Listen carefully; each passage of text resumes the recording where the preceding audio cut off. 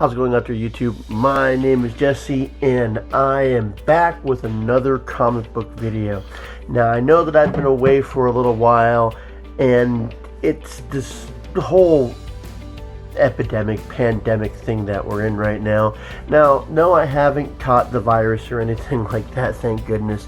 It's just that with everything closing and my job being essential, I've actually been putting in a lot of overtime work, so I haven't really had the extra time to devote to the videos.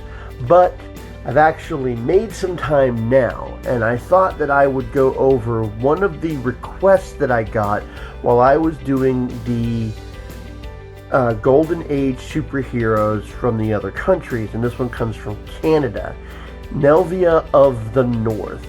Now, I went into I did really a lot into her when I covered her, but I didn't cover quite as much as I could have. I'm going to go over some of the people she was associated with in her comics. I'm going to go over some of the storylines that they covered, and I'm going to describe her powers again, but I'm going to cover where her powers came in and at what issues, because not all of her powers were revealed at the same time. Now, she didn't have a super long run. As far as I know, it's only 31 comics, but for as little as she was around, she was fairly popular at the time. So let's go ahead and go into about as deep a dive as I can manage with Nelvana of the Northern Lights. I keep pronouncing this name wrong, but I believe it's Nelvana. Nelvana of the Northern Lights. She first appeared in Triumph Adventure Comics #1 in 1941. She would have a number of people that she would be associated with within her comics, her 31 comic run. She would be affiliated with Taniro, who is her brother, God of the Inuit. That would be his official title. She would also be associated with Felix and Silas Langdon, which are scientists.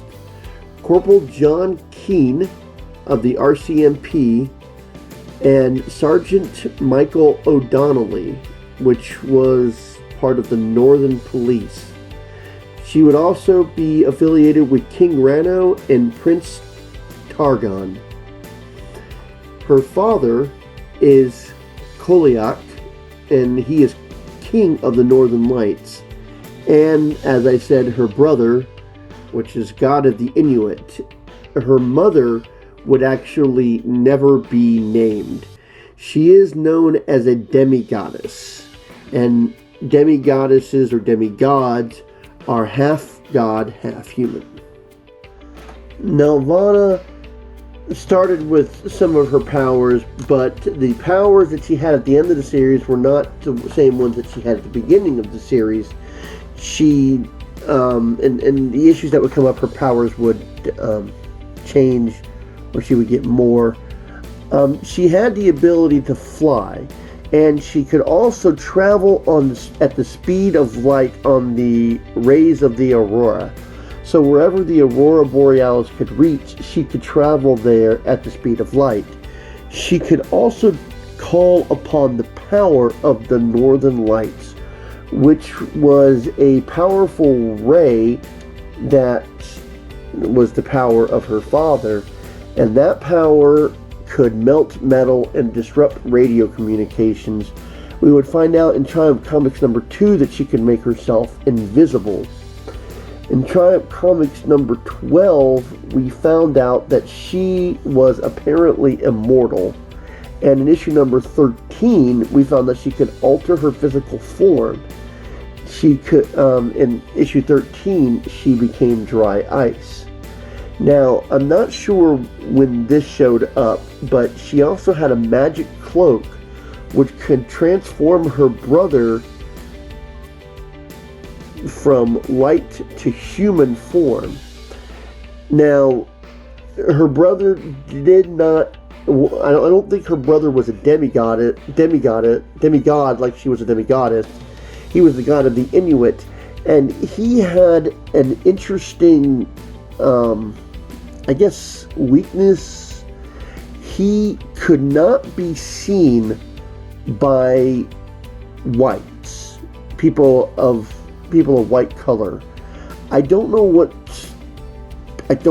why that was a stipulation.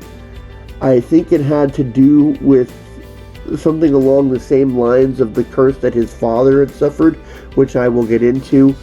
But I know that the Inuit, I don't believe the Inuit were white, but he could not be seen by them, and sometimes he would appear as a form of a dog, which didn't do the same thing. He could not be seen in his human form, but as a dog, he could be seen. I really don't know how to explain this concept. It's a really weird thing, but I'll go into that. Many years ago, as legend has it, Cailleach the Mighty, king of the Northern Lights, married a mortal. This angered the other gods so much that they would place a curse on Cailleach, forbidding him to again be seen by the eyes of earthly beings. So he would not be seen again, but he still could be seen in the northern sky when the aurora borealis was at its peak. Now, Nelvana inherited the characteristics of her mother, which means that she could be seen, but her brother carried a curse that was similar to his father's curse, which he could not be seen by the eyes of white people or the white race. I don't know why the stipulation is there. It's really unusual. So he would often adopt the form of a Great Dane. So I guess the powers wouldn't, I guess him being seen as a Great Dane wouldn't have the same effect as if he'd seen in a human form. Since Cailleach, the Mighty King, could not take human form anymore, it was up to Nelvana and her brother, Taniro, I believe that's how it's pronounced. It was up to them to protect the people of the Great White North. Now, not having the issues myself, I can't say whether these comic books were self-contained stories or whether the stories appeared onto a number of comic books together like they are nowadays, where it takes a number of issues to tell one story. But as far as I can tell, only the last two issues seem to be self-contained stories. So from 1 to 7, Nelvana and her brother were called to help out the Inuit when they discovered that Commander Toroff was destroying their local fish and food stocks with time bombs. They would stop the commander and put an end to his evil machinations, as it says machinations. Wow. Okay, basically they would stop the evil commander, and this would draw the attention of Hitler. And Hitler dispensed 2 of his top agents to deal with Nelvana and her brother. It doesn't say how it ended overall, but since there are more issues, we can only assume that they were stopped. Now, in issues 8 to 18, Nelvana would travel to a hidden Arctic city known as Galatia, which is how I'm pronouncing it. On her travels there, this is when she would encounter King Rano and Prince Targon, or Targag, Targa, and they would discover that Galatia is under threat from a villain known as Voltor and apparently his mammoth men, which might be prehistoric men. Again, I don't have the actual issues, so I can only go into as much detail as I'm getting from the sites that I'm looking at. She was able to stop the villain and the mammoth, and then she would find out that there were Japanese bombs that hit the city. It looked like the Japanese were actually trying to prevent a highway that was being constructed in the Great White North, and this may have been why they hit the city. She rode to the rescue of the work crew while riding a polar bear, and she was able to stop some wolves that the Japanese had released upon the workers. Now, I don't know why they wanted to stop the highway, but Nelvana was able to intervene and stop the plans from going through. So I assume the highway was built after that. Now, in issues 19 to 23, two top scientists, Felix and Silas Laghorn, were kidnapped while they were working on an ice beam. I'm not even going to begin to speculate. Nelvana was sent to go rescue the men who were being held in, I guess, Nortonville, Ontario, where she would assume the identity Alana North. She would assist the policeman, Sergeant Michael O'Donnelly, and in her assistance with him, they would encounter some Nazi agents who turned out to be the kidnappers and would eventually defeat the Nazis and free the two scientists.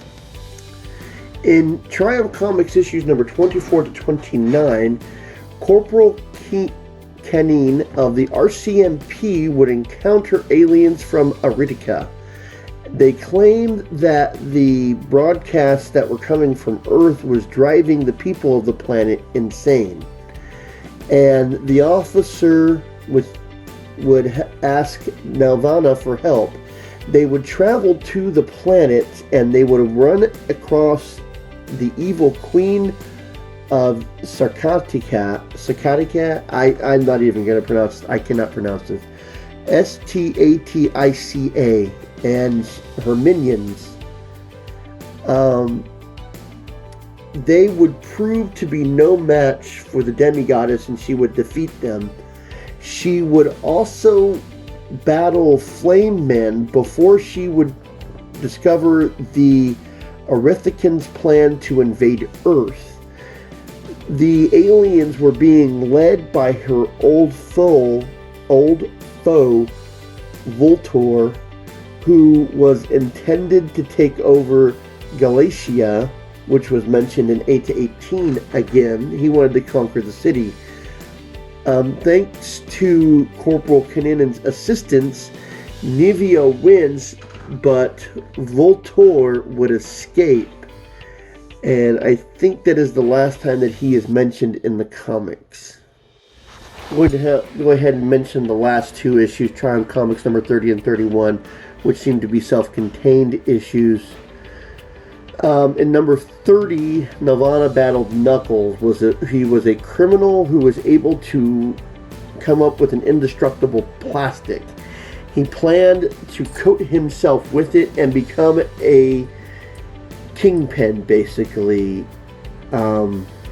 He had a battle with Nelvana, who was able to melt the plastic with her powers and then was able to beat the criminal inventor. At number 31, Nelvana is faced off against Dr. Electrica.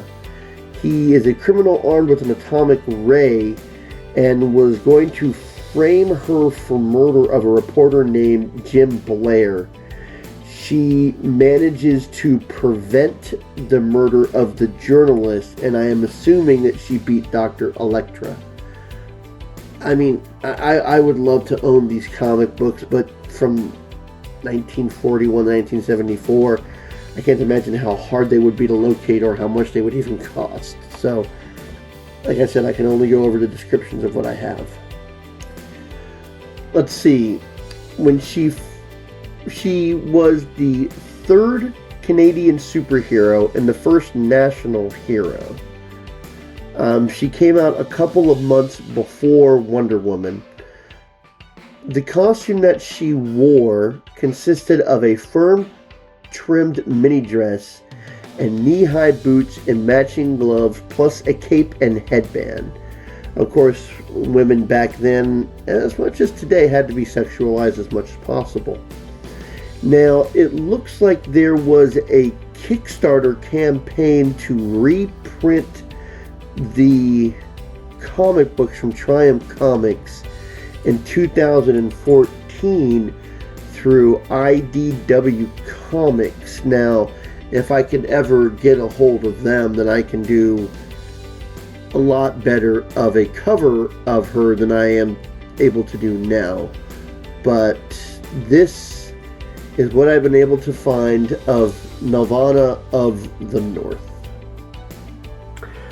Well, I hope that you enjoyed this video. I hope that you're staying safe and not catching the virus. The social distancing is helping to flatten the curve, and it really needs to happen sooner. If you're watching the end here, I'll also cover this at the beginning of the next video. In the month of May, let's see, we're in the month of April, January, February, March, April, May. In the month of May, I am going to be doing a whole month of Fawcett comic characters. Now, I know that I have done a number of Fawcett characters in the past, so I won't go over the ones that I've done before, or if I can expand on the ones that I've covered before. I've mentioned Captain Marvel a number of times. So, in the month of May, we'll be starting Fawcett month. So, if there's any Fawcett characters that you want me to cover, go ahead and let me know. And I'll mention this at the beginning of the next video. And until next time, I'll be seeing you.